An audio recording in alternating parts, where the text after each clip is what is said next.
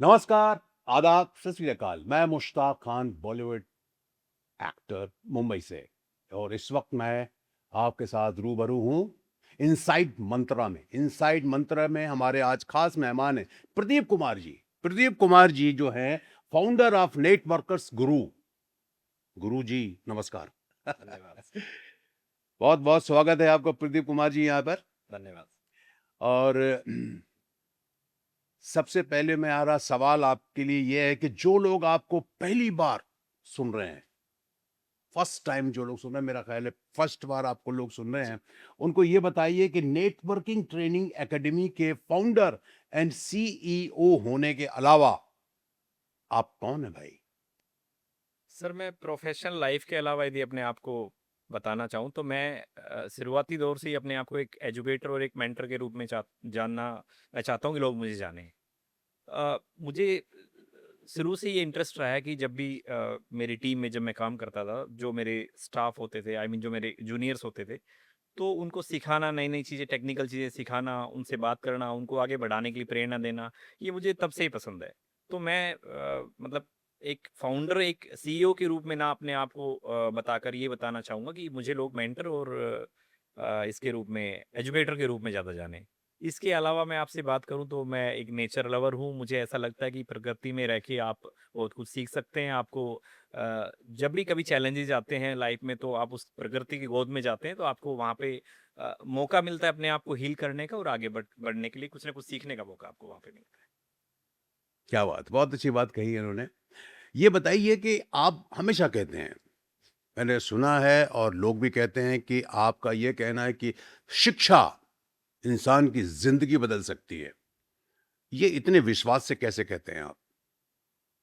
मैंने बहुत लोगों को बहुत सारे ऐसे छात्र हैं जिनको देखा है जो शुरुआती दौर में बड़े ऐसे परिवार से आते थे जहाँ पे उनके पास कुछ भी नहीं था और गुजारा करना भी मैं कहूँगा शायद बड़ा मुश्किल था। तो उस शिक्षा को लेने के बाद, उस लेवल पे आने के बाद उनका जीवन बदला है। और मैं ऐसा मानता हूँ पैसा और पहचान जो है वो कभी भी सफलता आपका कभी भी छीन सकता है। और क्योंकि आप तो बॉलीवुड में रहे भी हैं, तो आपने देखा है ऐसे भी लोग हैं जो बहुत अच्छे लेवल पे अपने आप को जिन्होंने एस्टेब्लिश किया और बाद में उनका वो ओहदा मैं कहूँगा वो चीज़ें नहीं रही। तो पैसा और पहचान कभी भी छीन सकता है बट यदि आपके अंदर स्किल है, आपके अंदर ज्ञान है, आपकी शिक्षा अच्छा है, तो मुझे ऐसा लगता है आपको कामयाब होने से और आपको उस लेवल पे आगे बढ़ने में कोई नहीं रोक पाएगा। अगर इंसान अगर चाहे वो, बहुत से लोग तो ज़्यादा चाहते हैं आज, पैसा, पैसे की जिसको ज़्यादा वैल्यू है, जी। तो वो उनको लगता है कि नहीं भाई हमको बिजनेस में ज़्यादा फ़ायदा है, या मैं कोई बिजनेस करूँगा, कोई मैं व्यापार करूँगा तो उसमें मैं ज़्यादा तरक्की करूँगा, मेरे पास ज़्यादा पैसा आएगा। जी। और अगर मैं कोई पढ़ाई कर लेता हूँ या मैं कोई टीचर बन जाता हूँ या कोई इंजीनियर बन जाता हूँ या कोई डॉक्टर बन जाता हूँ तो शायद मैं उतना पैसा नहीं कमा पाऊँ, क्योंकि आज आज की स्थिति में अगर हम देखें तो जो व्यापारी हैं, जी। जो बड़े बड़े बिल्डर्स हैं, जो बड़े बड़े उद्योगपति हैं, उनकी बात ही अलग है साहब, उनके पास तो बहुत पैसा है। पैसा मेरा ऐसा मानना है मुश्ताक जी कि पैसा आपको लग्ज़री लाइफ़ तो दे सकता है, बट हो सकता है वो चैन और सुकून ना दे पाए और मैं ऐसा मानता भी हूँ कि आज के टाइम में पैसा भी ज़रूरी है। बट यदि आपके पास एक अच्छा एजुकेशन है, तो आप उस मुकाम को भी हासिल कर पाएँगे जो एक बिज़नेसमैन करते हैं, उस लेवल को आप हासिल कर सकते हैं। पूरा विश्वास है आप। जी। चलो एक अच्छी बात है। तो दोस्तों, दर्शकों, ये एक विश्वास, प्रदीप कुमार जी का जो ये विश्वास है कि भाई एजुकेशन, और मैं भी मानता हूँ उस बात को, मैं भी मानता हूँ उस बात को, सुकून जहाँ मिले आपको, जी। आपको जहाँ सुकून मिले कि भाई आपके पास शिक्षा है, और शिक्षा एक ऐसी शिक्षा होती है कि ऐसा एक भंडार होता है, एक ऐसा टैलेंट आपके पास होता है जो आप दूसरों को दे सकते हैं। जी। है भाई? एक ज्ञानी आदमी जिसको को बहुत ज्ञान है, जिसने बहुत पढ़ा लिखा है, वो कितने लोगों को, हज़ारों लोगों को, सैकड़ों लोगों को ज्ञान दे सकता है। लेकिन एक पूंजीपति, एक व्यापारी, एक उद्योगपति, बहुत बड़ा बिज़नेसमैन, इंडस्ट्रियलिस्ट, वो क्या देगा?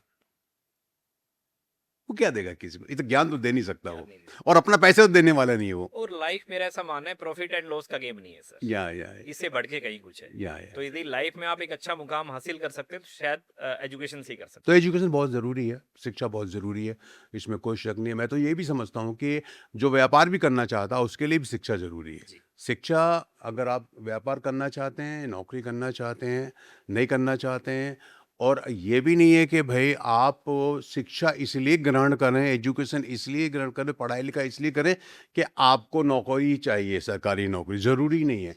आप अच्छी पढ़ाई करके भी बिज़नेस कर सकते हैं। बिल्कुल कर सकते क्या बात! बहुत अच्छी बात कही आपने।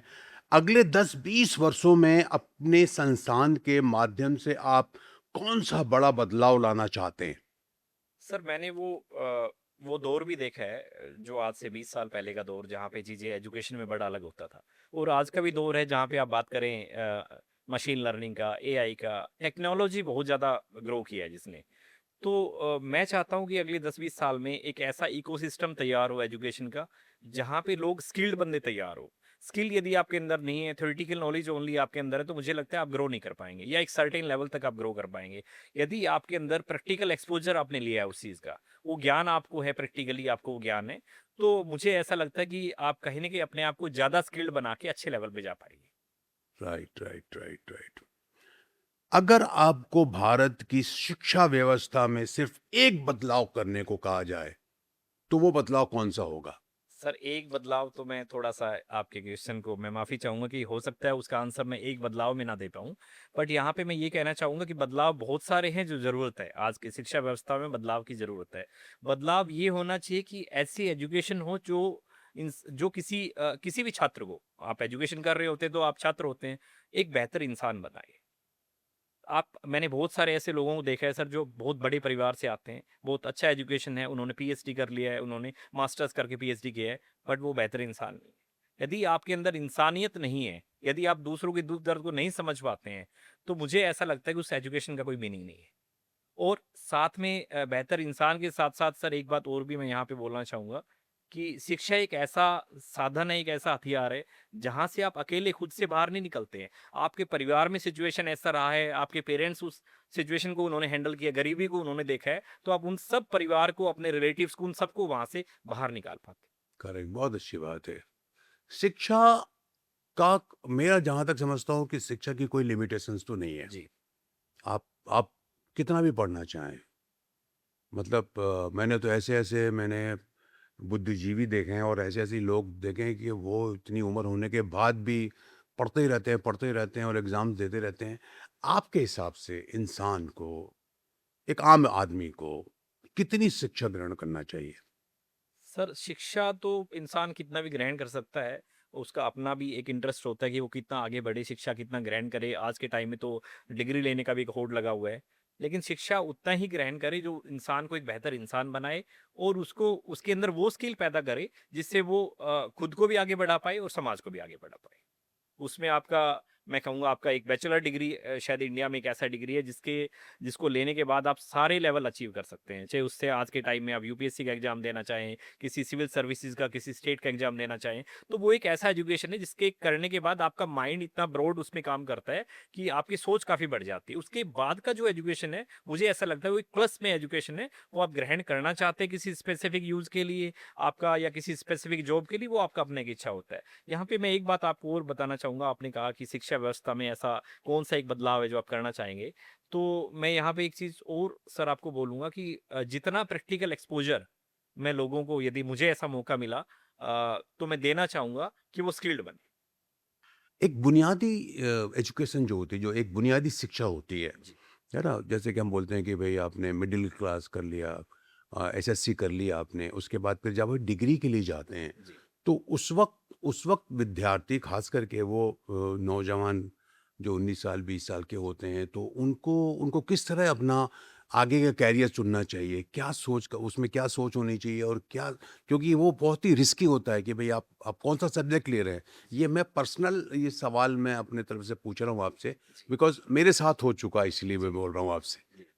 कि भई मेरे दिमाग में जो था कि मैं करने ज़्यादा होता है ना, कुछ चीज़ें ऐसी होती हैं कि भई आप बहुत अच्छे साइंटिस्ट बन सकते हैं, बहुत अच्छे इंजीनियर बन सकते हैं, बहुत अच्छे डॉक्टर्स बन सकते हैं, लेकिन आप में वो गुण होने तो चाहिए कम से कम। सर पेरेंट्स भी आज के टाइम में ना बड़ा ऐसा चाहते हैं कि उनके हाँ, जो सपने वो पूरे नहीं कर पाए, वो उनके बच्चे करें। सपने को पूरा करें। हुँ, मैं थोड़ा-सा डिफ़र इससे अपनी राय रखता हूँ कि मुझे ऐसा लगता है कि हर बच्चे में कुछ न कुछ अपना गुण होता है हुँ, और कोई न कोई ऐसा स्किल होता है जिसको वो ज़्यादा उस स्किल पे ज़्यादा बेहतर बेहतर कर अपने आप को दिखा सकता दिखा है। सकता। तो जो स्किल जो चीज़ें आपको अच्छा लगता है, कोई ऐसा स्किल जो आपको लगता है कि इसमें आप 100% अपना दे सकते हैं, तो उसी स्किल को अपनाना ज़्यादा नहीं, बेहतर है। वही मैं अभी दर्शकों से यही कहना चाहूँगा, उनके बच्चों से भी, उनके माता-पिताओं से भी ये कहना चाहूँगा कि वो मतलब यही आप देख कहना चाहेंगे कि भई वो अपने बच्चों का रुझान देखें, जी। है ना? कि उनका बच्चा जो है वो किस ओर है, उसका रुझान क्या है, उसकी हॉबीज़ क्या हैं, वो करना क्या चाहता है,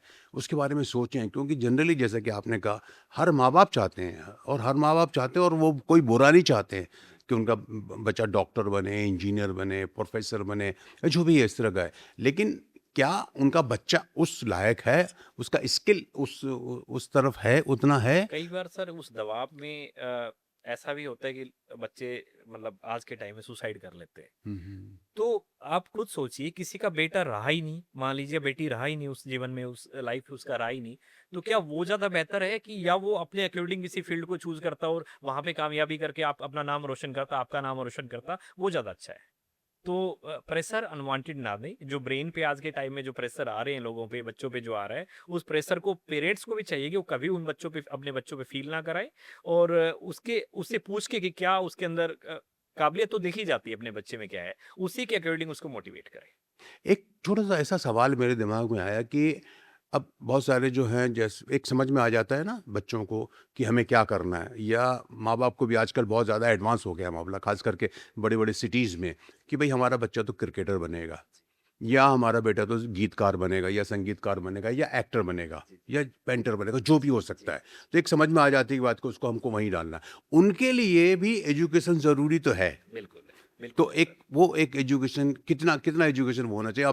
अब आपने देखा होगा हमारे यहाँ क्रिकेटर्स हैं, बहुत क्रिकेटर्स हैं जो अच्छे पढ़े लिखे भी हैं और कुछ जो हैं शायद नहीं पढ़ पाए। सर ग्रेजुएशन तो मैं कहूँगा एक ऐसा डिग्री है जो सभी के पास होना करना चाहिए। चाहिए, जी। सबको करना इससे आपका माइंड भी उस ढंग से सोचता है कि कैसे आपको काम करना है, कैसे बेहतर इंसान बनना है, तो ग्रेजुएशन तो मुझे लगता है सबके पास होना चाहिए। चाहिए। Thank you very much. Sir जी, क्या आप किसी ऐसे छात्र की कहानी साझा करना चाहते हैं, कर सकते हैं क्या? जिसने आपके महसूस कराया, जिसने आपको महसूस कराया कि आपने शिक्षा का क्षेत्र चुनकर सही फैसला किया? ये बड़ा अच्छा आपने क्वेश्चन पूछा और मेरे दिल के बड़ा नज़दीक भी है क्वेश्चन। 2013 की बात है मुश्ताक जी, जब राजीव सरकार हमारे पास स्टडी करने के लिए आए थे कोलकाता से और उन्होंने आके बताया, मुझे देख के भी उन चीज़ों को लगा कि वो एक ऐसे परिवार से, एक ऐसे गाँव से थे, जहाँ पे शायद उनके पास मैं कहूँगा कि 20,000 रुपए भी नहीं थे कि वो किसी एजुकेशन में कुछ 10-20 हज़ार भी जहाँ पे वो इन्वेस्ट कर पाएँ। तो जब वो आए सर तो उन्होंने बताया कि वो उनके पेरेंट्स ने, उनके फादर ने वो अपना जो लैंड है उसको गिरवी रख के और वो पैसे लेके मेरे पास आए हैं। जी। तो उसकी हालत को समझ के मैंने भी मेरा दिल भी कहीं न कहीं भावुक हुआ और मैंने उनका मदद भी किया। बट मदद करना एक अलग अलग बात होता है, लेकिन मुझे पहली बार ऐसा फ़ील हुआ कि उस बंदे के अंदर, उस राजीव सरकार नाम के जो हमारे स्टूडेंट थे, उसमें ये जुनून था कि मेरे फादर ने मेरे लिए ऐसा किया कि तो मैं क्या कर पाऊँ कि जहाँ से मैं कामयाबी देख पाऊँ। जो मेरे माँ-बाप ने देखा है, जो गरीबी देखी है, जिस ढंग से मुझे यहाँ भेजा है, जिस कॉन्फिडेंस से जो भरोसा मुझ पे दिखा के यहाँ पे मुझे भेजा है, कहीं ऐसा ना हो कि उस भरोसे पे मैं कामयाब ना हो हाँ। पाऊँ। तो वो दौर था सर जब वो क्योंकि हमारे सेशन जो होते थे वो 2-3 आवर्स के रेगुलर होते थे और शायद वो 24 घंटे में से शायद 20 घंटे पढ़ते थे, 20 आवर्स। ओह! और रात को जब हमारा ऑफिस होता था तो स्पेशल रिक्वेस्ट से वो सर कि आप की हमें दे देंगे उसका? तो की लेके वो रात को पूरी-पूरी रात प्रैक्टिस करते थे। तो वो दौर मैंने देखा, उनका पहला जॉब लगा सर 6000 रुपीज़ का।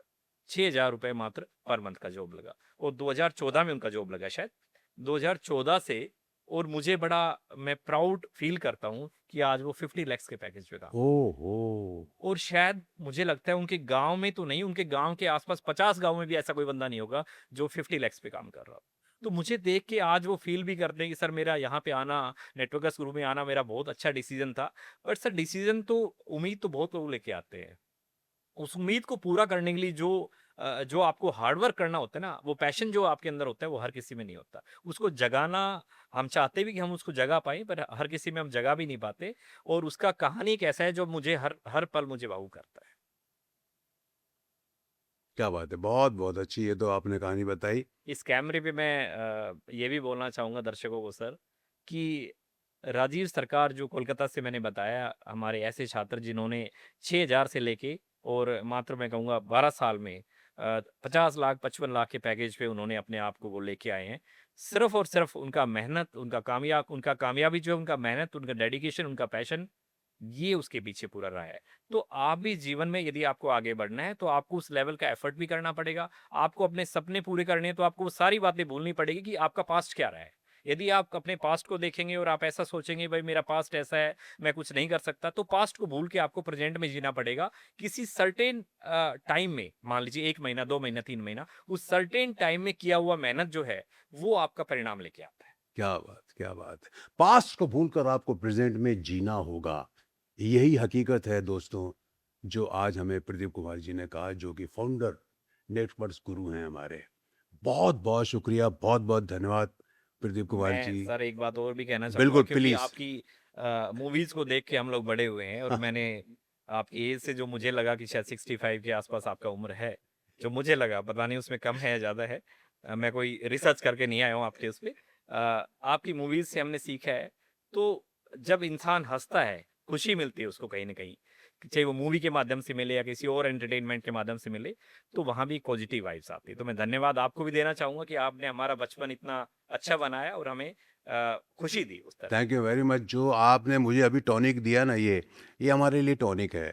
हर कलाकार के लिए टॉनिक है। हमें जो प्रोड्यूसर पेमेंट देता है ना, उससे बड़ा टॉनिक है ये, बड़ा पेमेंट है ये। क्योंकि हमें इतनी खुशी होती है कि मैं कहता हूँ किसी भी फ़ील्ड में कोई आदमी, चाहे वो क्रिकेटर हो, पेंटर हो, एक्टर हो, सिंगर हो, म्यूज़िक डायरेक्टर हो, वो जब भी वो जो करता है, जो कला एक ऐसी चीज़ है, कलाकार।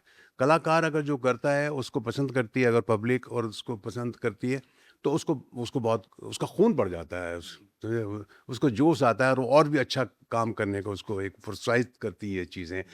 बहुत-बहुत शुक्रिया प्रदीप कुमार जी, आपने बहुत अच्छी बातें आपसे कहीं। जी, बहुत-बहुत शुक्रिया आपका। धन्यवाद एंड सर, हैव ए बहुत-बहुत लाइफ। धन्यवाद सर। बहुत आपको और भगवान आपको और तरक्की दे, और आप खुशियाँ बाँट सकें और ज्ञान दे सकें। मैं कोशिश करूँगा सर कि मैं अपने एफर्ट से बहुत सारे लोगों को प्रेरित भी कर पाऊँ और उनको आगे बढ़ने का एक टॉनिक भी दे पाऊँ। Thank you very much. बहुत-बहुत थैंक यू। धन्यवाद। इनसाइट मंत्रा में आप आए, उसके लिए बहुत-बहुत शुक्रिया। जय हिंद, जय भारत।